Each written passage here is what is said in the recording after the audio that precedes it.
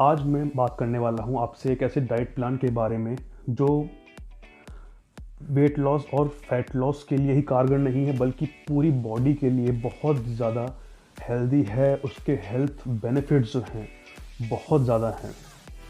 Intermittent fasting. आज मैं आपको बताऊंगा कि इसके हेल्थ बेनिफिट्स क्या क्या हैं और इसको बहुत इजीली कैसे फॉलो कर सकते हैं।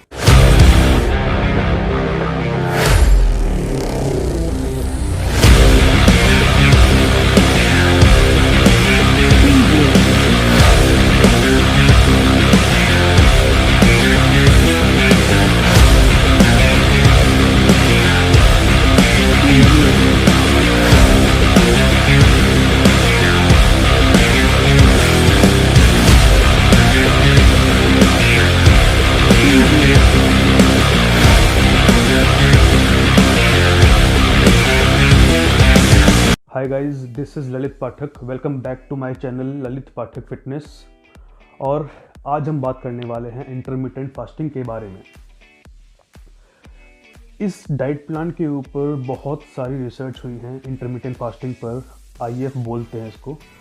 तो आईएफ पर बहुत सारी साइंटिफिक रिसर्च हुई हैं, एनिमल्स पर भी हुई हैं और ह्यूमंस पर भी हुई हैं, और दोनों में ही पता लगा है कि इसके बहुत ज़्यादा हेल्थ बेनिफिट्स हैं। ओबेसिटी जो आजकल बहुत ज़्यादा कॉमन हो गई है, उससे बहुत रिलीफ मिलता है। ओबेसिटी बेसिकली वही है, हाई फैट परसेंटेज, बॉडी में स्टोर्ड हाई फैट, मोटापा, क्योंकि मोटापा बहुत सारी बीमारियों की जड़ है। इस मोटापे से ही बहुत सारी बीमारियां जो हैं, बहुत सारे ह्यूमन बॉडी फंक्शंस जो हैं वो जुड़े हुए होते हैं। तो इसके लिए बहुत ज़्यादा बेनिफिशियल है, और हमारा जो मेन आज का कंसर्न है वो यही है, वेट लॉस और फैट लॉस। और उसी के लिए हम इंटरमिटेंट फास्टिंग के बारे में आज बात कर रहे हैं।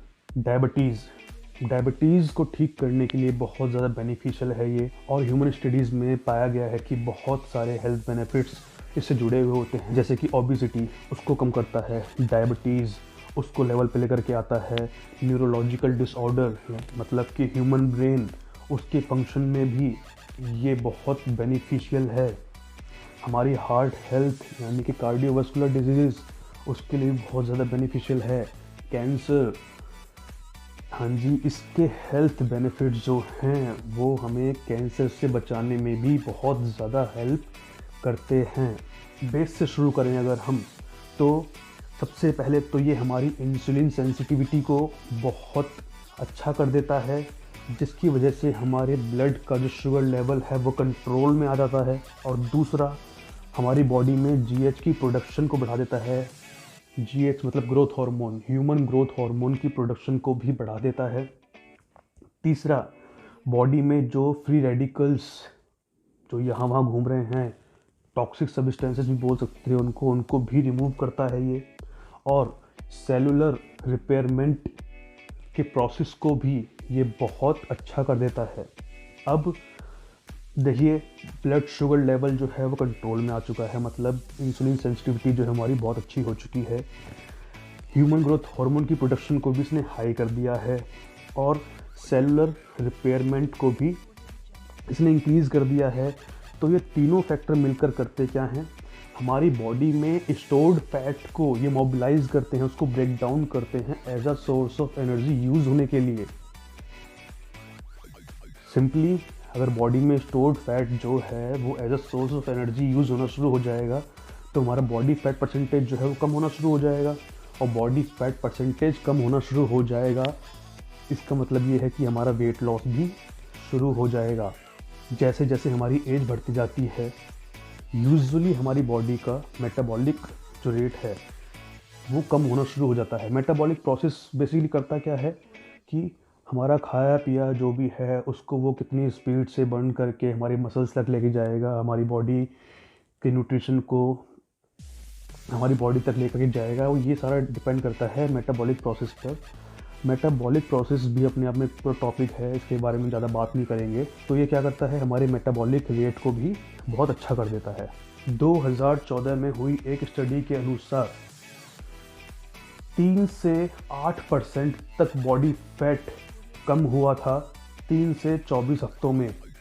आप सोच सकते हैं कि ये छोटी बात नहीं है, ये बहुत इम्प्रेसिव रिज़ल्ट है। हालांकि डिपेंड करता है कि जो सब्जेक्ट है वो ओवरवेट है या वो अंडरवेट है या फिर वो एवरेज वेट की कैटेगरी में है, डिपेंड करता है। क्योंकि ओवरवेट अगर होगा तो ऑब्वियसली जो फैट परसेंटेज है और जो बॉडी वेट है वो जल्दी गिरेगा। जो एवरेज बॉडी वेट पर है उसका जो प्रोसेस होगा फैट लॉस का और वेट लॉस का वो थोड़ा धीरे होगा, क्योंकि बॉडी की भी एक लिमिट है ना।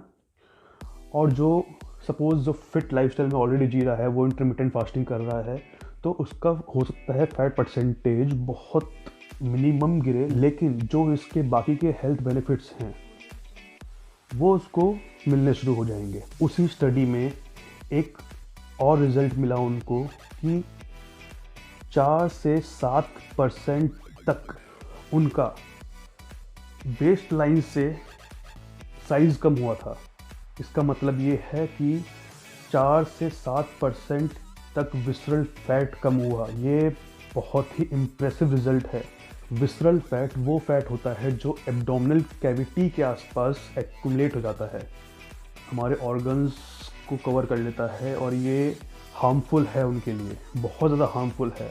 तो उस स्टडी में ये सामने आया था कि विसरल फैट में 4 से 7% तक की कमी आई थी और ये बहुत ही अच्छा रिज़ल्ट है, बहुत ही इम्प्रेसिव रिज़ल्ट है। इंटरमिटेंट फास्टिंग स्टडी जो ह्यूमंस पर की गई थी उसमें जो प्री डायबिटिक सब्जेक्ट्स थे उनके ब्लड शुगर में 3 से 7% की गिरावट आई थी। इसका मतलब ये है कि जो प्री डायबिटिक हैं, जो बॉर्डर लाइन पर खड़े हैं, उनका ब्लड शुगर लेवल वापस नॉर्मल रेंज में आ गया है, वो भी मात्र 6 से 8 हफ्तों में। आप सोच सकते हैं कि कितना इम्प्रेसिव रिज़ल्ट है, कितना ज़्यादा बेनिफिशियल है हमारे ब्लड शुगर लेवल के लिए भी। इंटरमिटेंट फास्टिंग हमारी हार्ट हेल्थ के लिए भी बहुत ज़्यादा बेनिफिशियल है। जैसे कि ब्लड शुगर लेवल को तो कम करता ही है, दूसरा ये ब्लड प्रेशर को भी कंट्रोल में लेकर के आता है, ब्लड ट्राइग्लिसराइड को ऑप्टिमल रेंज में रखता है, टोटल और बैड कोलेस्ट्रॉल को भी ये नॉर्मल रेंज में लेके आ जाता है, और जो हमारी बॉडी में फ्री रेडिकल्स जो मूव कर रहे हैं, जो टॉक्सिक हैं, उन्हें भी ये बहुत कम कर देता है। जब हम फास्टिंग पीरियड पर होते हैं तो हमारी बॉडी में एक प्रोसेस शुरू होता है, ऑटोफैगी। उस ऑटोफैगी प्रोसेस में एक्चुअली होता क्या है, जैसे हमारे सेल्स में जो भी वेस्ट रुक जाता है, जैसे ब्रोकन प्रोटीन या फिर अनयूज्ड प्रोटीन जो हमारे किसी भी काम का नहीं है, जो हमारे लिए वेस्ट हो चुका है, इस प्रोसेस की वजह से वो बाहर रिमूव होना शुरू हो जाता है। तो जब हम फास्टिंग करते हैं तो ये प्रोसेस जो है वो होना शुरू हो जाता है, और इस प्रोसेस से जो बेनिफिट्स मिलते हैं बॉडी को वो भी बहुत ज़्यादा हेल्दी हैं। और ये जो प्रोसेस है ऑटोफैगी, ये हमें काफ़ी डेंजरस बीमारियों से प्रोटेक्ट करता है, जैसे कैंसर हो गया, अल्जाइमर्स हो गया। आप सोच सकते हैं कि कितनी डेंजरस ये बीमारियां हैं जो आजकल चल रही हैं, ये हमें इनसे भी बचाता है। इंटरमिटेंट फास्टिंग हमारी ब्रेन हेल्थ के लिए भी बहुत ज़्यादा बेनिफिशियल है, ऑक्सीडेटिव स्ट्रेस को कम करता है, इन्फ्लेमेशन को कम करता है। ह्यूमन ब्रेन हार्मोन होता है एक BDNF, ब्रेन डिराइव्ड न्यूरोट्रॉपिकल फैक्टर। ये इस हार्मोन की लेवल को भी काफ़ी बढ़ा देता है, और इस हार्मोन की कमी से डिप्रेशन हो सकता है, और भी काफ़ी ब्रेन से जुड़ी हुई बीमारियां हैं वो हो सकती हैं। अगर ये BDNF जो हार्मोन है अगर प्रॉपर क्वांटिटी में रिलीज़ ना हो बॉडी में, तो इंटरमिटेंट फास्टिंग हमारे ब्रेन फंक्शन के लिए भी बहुत ज़्यादा हेल्दी है।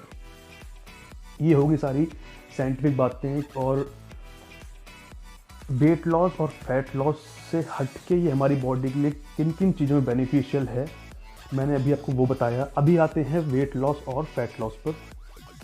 तो बेसिकली इंटरमिटेंट फास्टिंग में करना क्या होता है, इसमें 16 आवर्स की विंडो हमें चूज़ करनी होती है जिसमें हमें कुछ भी नहीं खाना होता है। मतलब हमारी बॉडी में कैलोरी इनटेक रहेगा बिल्कुल ज़ीरो, और बाकी के जो 8 घंटे बचते हैं उसमें हमको लेनी है 3 मील्स। और 3 मील्स लेने का मतलब ये नहीं है कि उस मील्स में आप कुछ भी जंक फूड या फिर कुछ भी कचरा या उटपटांग खाएंगे, ऐसा नहीं करना है। फिट लाइफस्टाइल को अगर आप अडॉप्ट करने की कोशिश कर रहे हैं, उसको अडेप्ट करने की कोशिश कर रहे हैं, तो आपको हेल्दी फूड सिलेक्शन पर जाना ही पड़ेगा, चाहे फिर डाइट प्लान कोई भी हो। इंटरमिटेंट फास्टिंग में भी आपको यही करना है। बस इसका जो गोल्डन रूल है वो यही है कि इसमें 16 आवर्स आपका रहेगा फास्टिंग पीरियड और 8 आवर्स आपका रहेगा फूड पीरियड, जिसमें आपको 3 मील्स लेनी है। जो 3 मील्स होंगी वो रहेगा कॉम्बो सी का, जो हमारे मैक्रोज होते हैं, प्रोटीन, कार्ब्स और गुड फैट्स। इंटरमिटेंट फास्टिंग कोई भी कर सकता है, एक जिम गोइंग पर्सन भी कर सकता है। इससे ऐसा नहीं है कि एनर्जी में कमी आएगी या स्ट्रेंथ में कमी आएगी, ये एनर्जी और स्ट्रेंथ के लेवल को मेंटेन करके रखता है। बंदा जिम भी जा सकता है, वर्कआउट भी कर सकता है, रेसिस्टेंस ट्रेनिंग जो है वो कर सकता है। बस जो जिम जाता है उसको अगर मसल बिल्डिंग प्रोसेस में जाना है इंटरमिटेंट फास्टिंग करते हुए, तो उसको जो मेजर ध्यान देना पड़ेगा वो देना पड़ेगा उसके कैलोरीज इनटेक पर। और वो ऑब्वियस है क्योंकि वो एक्स्ट्रा जो है वो हार्डवर्क कर रहा है, अपने मसल्स को ब्रेक डाउन कर रहा है, सेल्स को ब्रेक डाउन कर रहा है वर्कआउट करके, तो उसकी रिपेयरमेंट के लिए, उनकी बिल्डिंग के लिए उसको एक्स्ट्रा प्रोटीन और गुड फैट की नीड पड़ेगी। इस फास्टिंग डाइट प्लान को कोई भी कर सकता है, ऑफिस गोइंग है, हाउस वाइफ है, जिसके पास टाइम है, नहीं है, कोई भी इसको ऑप्ट कर सकता है। बहुत ही ज़्यादा बेनिफिशियल है क्योंकि आजकल का लाइफस्टाइल भी ऐसा हो गया है, जॉब्स ऐसी हो गई हैं, शिफ्ट्स रोटेट होती हैं, नाइट शिफ्ट है, मॉर्निंग शिफ्ट है, नून शिफ्ट है, इवनिंग शिफ्ट है, तो मुश्किल हो गया है। मैंने आपको बता दिया है कि फास्टिंग पीरियड कितना होगा, ठीक है, और फूड पीरियड जो है उसमें 3 मील्स लेनी है जो 8 घंटे का रहेगा। पर अभी भी ये इतना इजी नहीं लग रहा होगा आपको, मैंने बता दिया और आपने इसको फॉलो कर लिया।